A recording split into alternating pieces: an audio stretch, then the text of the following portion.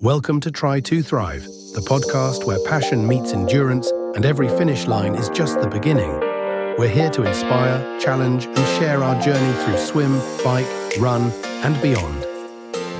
Welcome back to Try to Thrive. In this second part of our episode, we are diving deeper into a serious topic: bike laws, safety, and responsibility on the road. After a tragic recent accident, Dennis and I talked honestly about the difference in bike laws between Poland and Germany, the lack of awareness from drivers and what needs to change. From driving school education to how much space a cyclist really needs. This one gets personal, emotional, and a bit uncomfortable. But it's a conversation we need to have. Let's get into it. And then are people aware of it? Are car drivers aware of it, that the law is actually not really clear, that we can ride the bike on the road? It's probably not. So that again creates a problem. I don't like the word problem, but it creates a problem between cyclists and car drivers or other people on the road. And they will get mad because they think, they have to ride the bike there. And there's very often not much understanding for sports cyclists. So I think this is not good, because people should be more aware and should know that, there's also a cyclist and he has also the right to go there. And I had many situations where people would honk, where people would scream, even when there was no bike lane. I think, how can we solve that problem? I mean, we can't, but what could have been done better is educating at the driving schools. Making them aware of different types of cyclists. So if you in the early stage, when people learning how to drive, they are aware of that can solve that issue in the future. Yeah. Let's take a look to Germany. And Germany also has a law connected to the use of bike lanes, which is slightly different. Cyclists must use bike lanes only if marked with a blue circular sign, so that they have to use the bike lane. But usually there is no sign. So it's very seldom that there is a sign that they have to use the bike lane. No sign means no obligation to use the bike lane, which is most of the time. Cyclists can use roads if bike lanes are unsuitable or unsafe. So that's also the same. But here you can see, a difference between how it is in Poland and in Germany. In Germany, it straight says, only if it's marked that you have to use it, then you use it. But most of the time, there is no mandatory sign that, hey, you have to go there. And makes it for cyclists better, because then they know that, people are aware I am allowed to ride my bike here, even if there is a bike path next by. And I would like to add something on top of it, because we are talking about laws.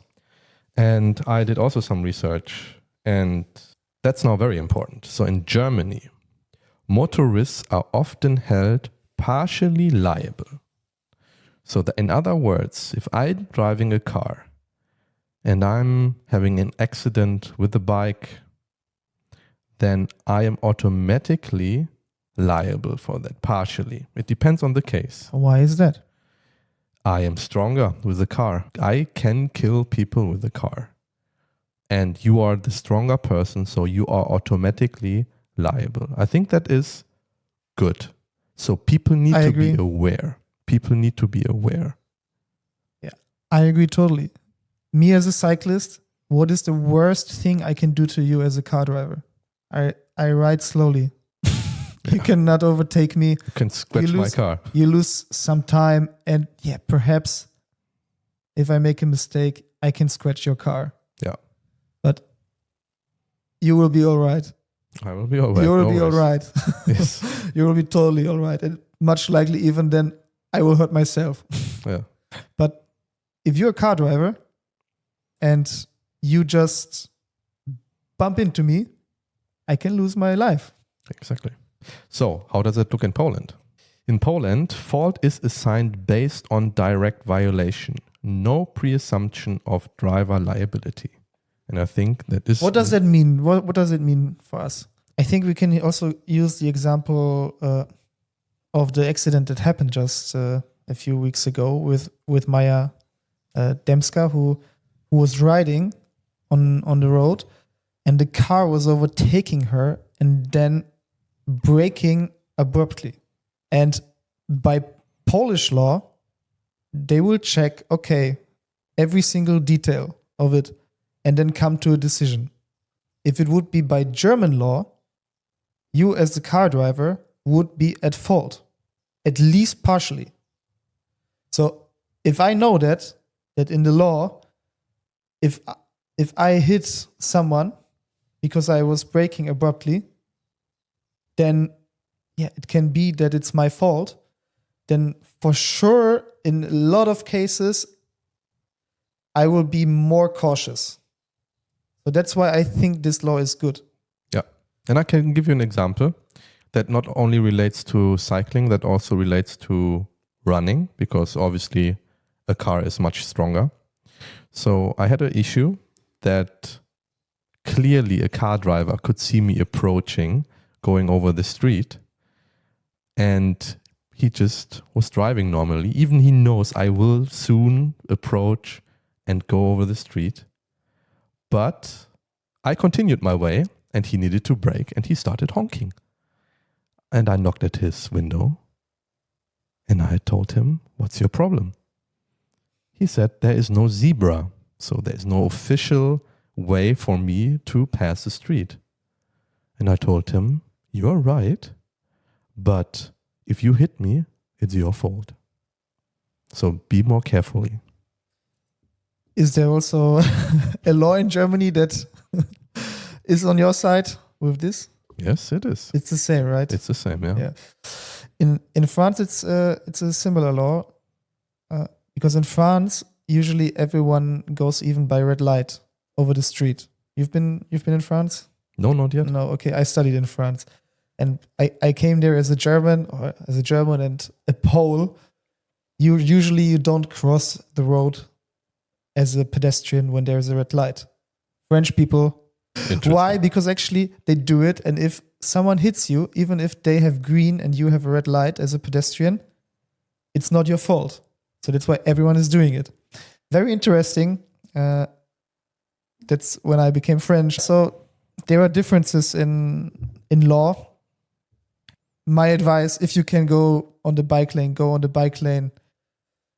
But yeah, of course, if you go faster and you have a way where you cannot go on the bike lane because then you would have to go with 15 or 20 kilometers per hour, I believe that it should be okay to go on the road. And I always did it. And I did my research just today and found out, okay, it's in Poland mandatory to go on the bike lane. Perhaps also a question to you, listening to the podcast. What is your opinion? Yeah, let us know. Not so easy, not so clear also to me, as we discussed the law. Last thing from my side, I would like to talk about the law is how far away from the right side can you ride your bike? Do you have to ride exactly on the line, or can you keep more distance? I have no idea. I can tell you how I approach it. If I ride with my racing bike on the street, I wouldn't say I'm riding in the middle all the time, but minimum like a meter from the line. It has a reason. The reason is that most cases the asphalt on the right side breaks for various reasons. So, and I don't want to ride my racing bike with my special tires on a bumpy road. So that's why I'm closer to the middle. But educate me. How is it? How's the law? So for me, when I was in the cycling club, I remember that the trainer said, 1 meter. You can have like 1 meter. I checked it. So that's in Germany, what they told me back then. But that's already, almost 20 years ago. And I checked it online and I found a document from an organization for cyclists that stated you are allowed to have a distance to the outer line of 80 centimeters. And if you have to overtake a car or something like that is standing on the side, then even it's 1 meter. I haven't found anything written in law, so I'm not sure if this is actually correct. I also tried to find something in Poland. I didn't find anything. Of course, in both countries, it's mandatory to ride your bike right. Just as a car, you have to ride on the right side. But how close do you have to be? I didn't find how it is in Poland. Me personally, I have for sure like around 1 meter. But then from time to time, if the asphalt is good enough, I go straight on the line or next to the line. Because then also, people can overtake me easier. I understand that. And most of the time, it's no problem for me, even if they don't leave much space for me overtaking. But now we get to the next topic of overtaking. How much distance should a car have when it overtakes you as a cyclist? I would say at least a meter. Why do you think at least a meter? There needs to be a safe space for me as well, because I can do some movements to the left and right. So exactly. That needs to be expected. So the Polish law says it's minimum 1 meter. You have to keep distance to the cyclist. But it recommends to use more. But the minimum is 1 meter, which I believe is very little. 1 meter is not much. And that's why I said minimum, yes. But very often, people just overtake you and they have like 2 or 3 centimeters to your handlebars. Yeah. Which, if you are not very skilled on your bike, can also cause a crash. Not for the car driver, but only for you. So that's also. But how is it in Germany? What do you think, Chris? Is it the same or? It sounds almost like Germany is a pro cyclist country. I would say it's a bit more, maybe 1.50 meters. Oh, very good. So inside a city, it's 1 meter and 50 centimeters. You have to keep distance. Okay. So if we think that a cyclist has 80 centimeters distance to the outer side of the road, and then you overtake him and you have 1.5 meters to him, basically you cannot overtake him on the same line. You have to be mostly on the other side. True. But somehow people very rarely do it. Even like in Germany, more often people take a lot of distance. But because they know what can happen with the law. It's also it's not that much that people go very close to my handlebar in Germany. And I rode more in Germany than in Poland. I live here for 5 years. I ride my bike here for 5 years now. In Germany, I rode like many years my road bike. But there's also one difference in Germany. Outside of the city, you have to have 2 meters of distance. So that's even better. Yes. Yeah. So I think here we come back to the point you were making in the beginning. Car driver is stronger. The car is stronger. So if you drive your car, you should be taking care of weaker people on the road. Yeah, I think about law, that's everything. How can we sum up this, Chris? How can we sum up this? So I think you should be aware what is the law in your country. We covered just Poland and Germany. I hope other countries are listening to that podcast as well, other people from other countries. So make sure that you are aware what is the law, what is the regulation. And if you see people do not behave properly, educate them. Make them aware. Otherwise, they will just continue like this and it can lead to an accident. but I just want to give you one little numbers and some stats about accident. So as we know, we have around 36 million people in Poland living and around 83 million in Germany. Deaths per million inhabitants in Poland is 8 fatal cyclist deaths per million in Poland and 5 to 6 cyclist deaths per million in Germany. In 2023, Polish Cyclist magazine and National Police reported around 270 cyclists died annually. That's a lot. Yeah, it is. It is. Makes me sad hearing it. Absolutely. Especially thinking about this, one example I gave you earlier, which makes me really sad because I knew this person. And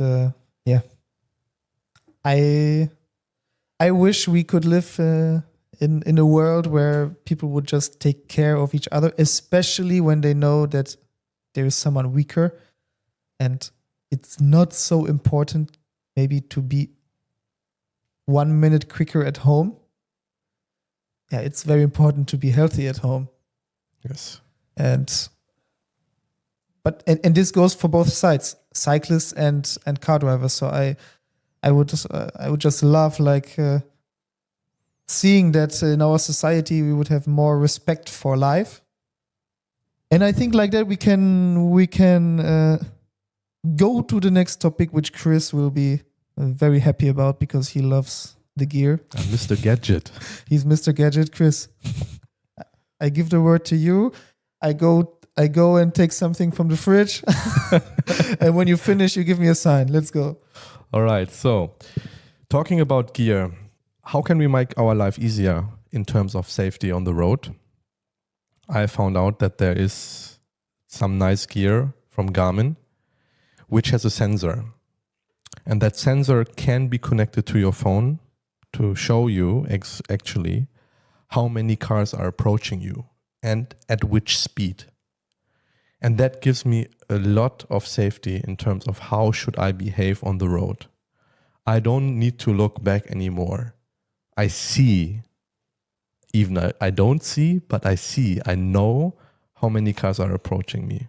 And I rely on that one. It also has a camera, so I know if people do not behave properly, then it's somehow recorded. I don't know how the law would be in a court case if I could use that. It's kind of like a dash cam, I would say, compared to car. I think it's allowed. In Poland, it's allowed. But it only gives me the view from the back. Obviously, there's some equipment as well to monitor everything that is in front of your bike. But at least this gives me a lot of safety. Another thing I was talking about is drinking. And as I use aero bars on my bike, I found it very useful to have a tank directly attached to my handlebars, so I don't need to make that movement while drinking all the time. So I can stay focused on the road and I don't do my movements to the left side I told you earlier. I think you should still train the movement. Yeah? To not continue to go to the left side. Why? There's gear that, helps me. No, but I agree. So these are two things for me that gives me more safety on the road. Yeah, for sure. It's a nice gadget for sure to have the drinking there, especially when you have your aero bars. Makes it very easy to drink. And yeah, about the back sensor and camera, yeah, it's very helpful.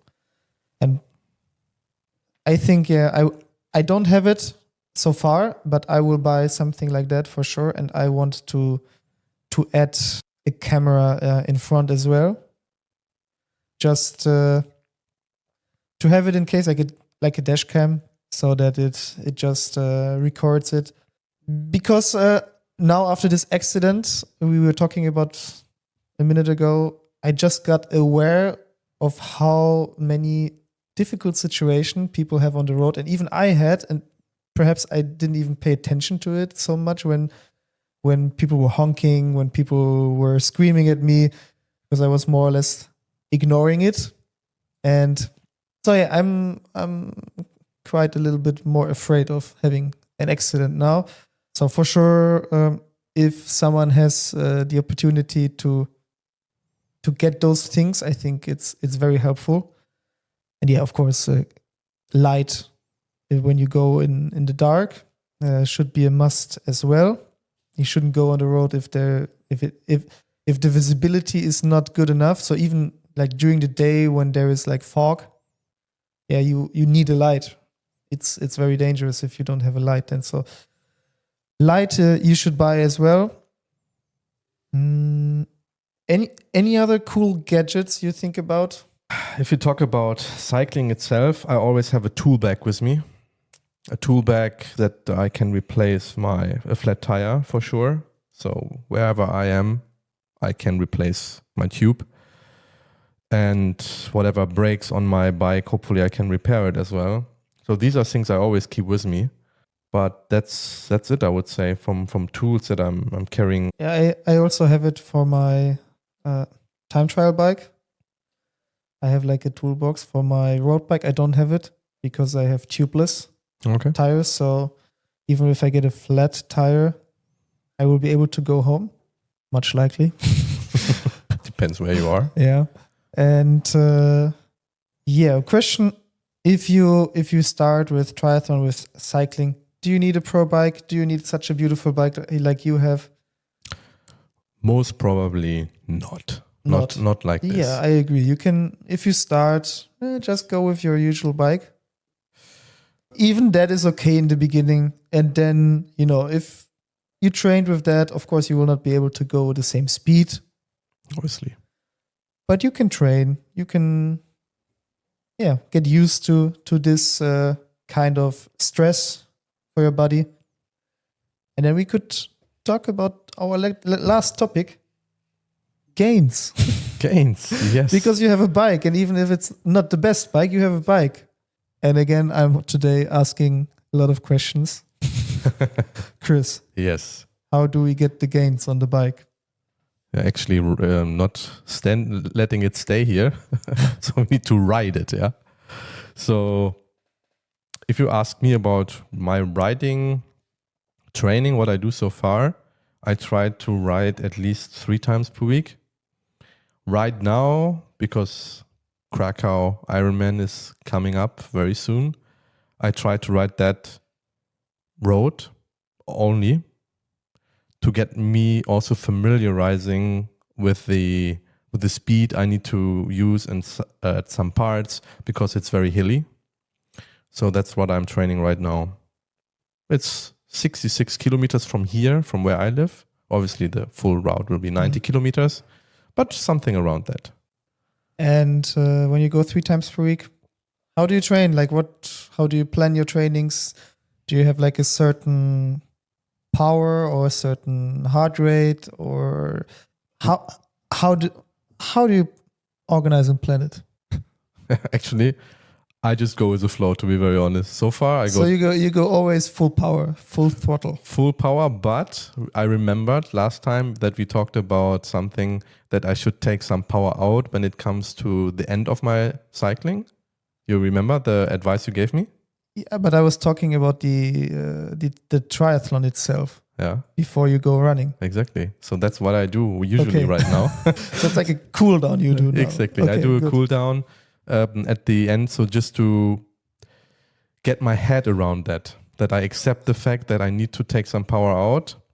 And then sometimes I make that brick workout and then go running. But yeah, from a cycling perspective, right now, I don't have a power meter. I know it would be very useful so I can train a bit more precise. So training precisely, especially intervals, I most likely do on my indoor trainer. Right now, I don't do it outside. So that's something needs to be improved from a gadget perspective. That's why I'm hesitant to buy it right now, because it's cost a lot of money. Yeah, I have one on my road bike. I don't have one on my time trial bike. I really like it. It's very cool to see and to know how many watts you are pulling. And I agree, when you train, you should always start like a little bit easier and finish a little bit easier, because you train, you want to warm up your body, and when you finish, you want to cool down. So you don't want to finish just abruptly and go back home and then sit down. And so you want to go like with your intensity up and down. Usually it's not that much I'm doing. It's like 10 minutes warm up and 10 minutes cool down. And then what I, especially in the beginning of the year when it turns warmer, or when I train in winter at home, what I really like is to go a lot of zone 2, so a lot of very low intensity to get my body used to like the longer rides. And what else can I say? I basically do what my coach tells me, but if I would again do my own training plans, I would do a lot of zone 2 training at least once or twice per week, and there perhaps putting in some very short intervals, like some short sprints to activate the muscles, and then some longer intervals at least one time per week where you have more minutes than just like a few seconds of higher power.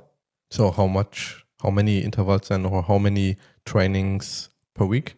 It always depends on what someone wants to achieve.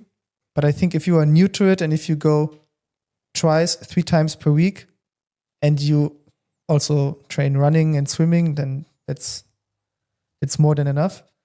And I believe that if you train with your heart rate and you have a coach like me who tells me, okay, now you do these intervals and you go up to this percentage of your heart rate, or you go, if I train with my power meter, you go with this percentage of your FTP, functional threshold power, which is a test you can do when you do like 20 minutes on your bike, and you go as fast as you can, and then you have a power for this time.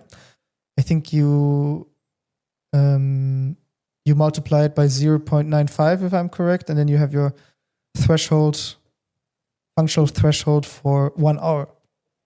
And then with this, you can give yourself like different types of interval trainings. And I am lucky that I have a coach and he thinks for me, and he's very experienced. He has a lot of knowledge. He studied that far more than me. So here I cannot make many mistakes because he knows the topic. He has the experience, yeah. So I can imagine if I would plan it just myself, that I would overdo, that I would do more, because most of the times, like what I get from him is not that hard. But if you train all the time, of course it adds up. But yeah, it's like the consistency. We were yesterday at a meeting.